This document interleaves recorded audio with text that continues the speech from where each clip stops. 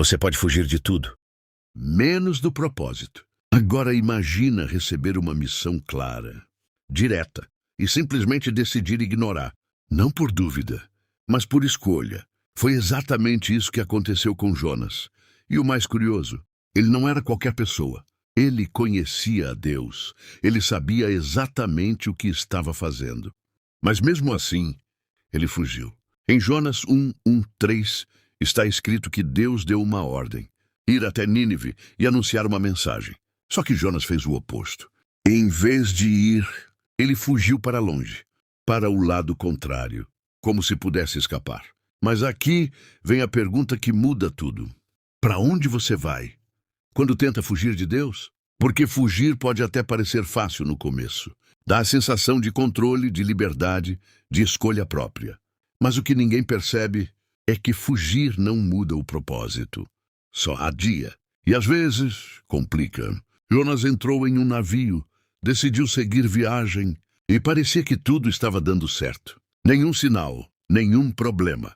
Mas isso durou pouco, porque quando você foge da direção, o caminho começa a reagir. De repente, uma tempestade. Não uma qualquer, uma tempestade que assustou até marinheiros experientes. Em Jonas 1:4 diz: mas o Senhor lançou sobre o mar um grande vento. Percebe? Não era só o clima, era um aviso. E aqui está algo profundo.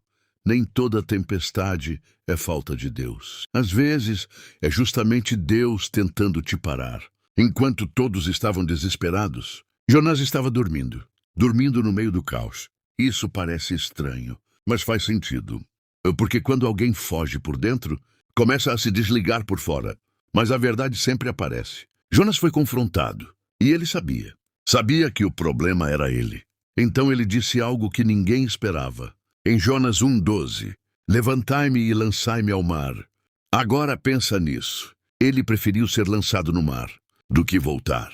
Isso mostra o quanto o coração pode resistir, mesmo sabendo a verdade. E então, aconteceu. Jonas foi lançado. A tempestade cessou. Mas a história não acabou. Na verdade, foi ali que ela começou de verdade. Em Jonas 1:17 está escrito: preparou o Senhor um grande peixe para que tragasse a Jonas. Agora imagina a cena. Escuridão. Silêncio. Sozinho. Sem saída. Dentro de algo que ninguém esperava. E é nesse lugar que algo muda. Porque quando você não tem mais para onde fugir, você começa a olhar para dentro. Jonas orou. Finalmente, em Jonas 2:2 ele diz: na minha angústia clamei ao Senhor. Percebe? A fuga acabou e o processo começou. Porque às vezes Deus não impede a queda, mas prepara o lugar onde você vai entender. 3 dias, 3 noites. Tempo suficiente para refletir, para quebrar, para mudar. E então, Deus deu uma nova chance. O peixe o lançou em terra firme. Agora a pergunta é: ele aprendeu?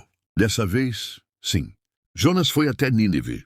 Falou o que precisava ser dito. E algo inesperado aconteceu. A cidade inteira ouviu, se arrependeu, mudou e Deus poupou. Mas aqui vem algo que ninguém espera. Jonas ficou incomodado. Sim, incomodado. Porque no fundo, ele não queria que aquele povo fosse perdoado. E isso revela algo ainda mais profundo. Às vezes a gente não foge só da missão, foge do que Deus quer fazer através dela. Mas Deus ensina, corrige, mostra e no final, deixa uma lição clara.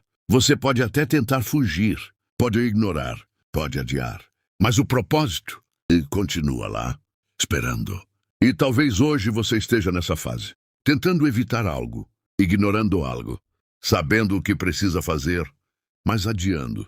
E a pergunta continua sendo a mesma. Até quando? Porque fugir nunca resolveu, só atrasou. Mas a boa notícia é: sempre existe volta. Sempre existe recomeço. E talvez hoje seja o dia de parar de correr e começar a obedecer. Se isso falou com você, comenta aqui embaixo o que mais te marcou nessa história. Deixa o like para mais pessoas verem essa mensagem. Se inscreve no canal para não perder os próximos vídeos. E compartilha com alguém que precisa ouvir isso hoje.